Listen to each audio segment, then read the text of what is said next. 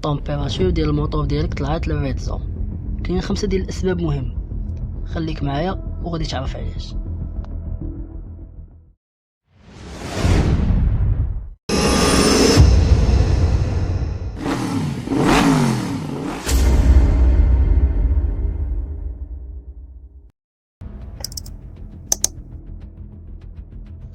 اول حاجه تشوفها هي السائل اللي كيبرد الموطور. الا كان ناقص الموطور ديالك ما غاديش يتبرد مزيان، ودرجه الحراره غادي تبدا تطلع بشكل مفرط. الحل هو تخلي الموطور يبرد وشوف مستوى ديال الكولون، واذا كان ناقص زيد النوع المناسب للموطور ديالك.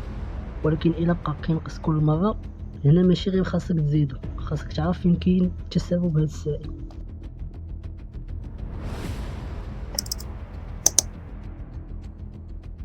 ممكن يكون تسرب من الرادياتور، من شي انبوب ولا من شي بلاصه اخرى في نظام التبريد. الا لاحظتي السائل كينقص ولا كاينه شي بقعه تحت الموطور، خاصك تشوف مصدر التسرب وتصلحو.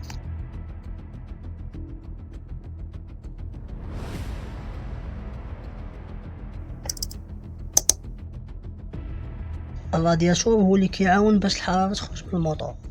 الا كان عامر بالغبره والحشرات ولا الطين، الهواء ما غاديش يدوز مزيان وبالتالي التبريد غادي يكون ضعيف.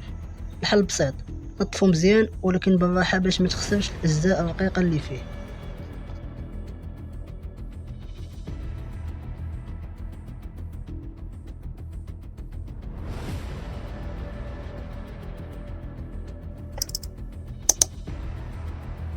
الى الموطور كيسخن خصوصا ملي كتكون واقف في الزحام، ممكن المشكل يكون في الفان ديال الرادياتور. هاد الفان كتعاون في تبريد الموطور ملي الهواء اللي جاي ما يكونش خفيف. الا ما كانتش خدامه خاصك تشوف واش المشكل منها ولا من شي حاجه اخرى كتحكم فيها.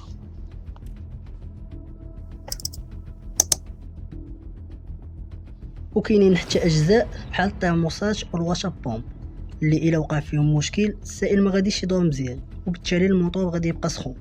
في هذه الحاله الاحسن تخلي ميكانيكي يشخص المشكل قبل ما تبدل اي قطعه.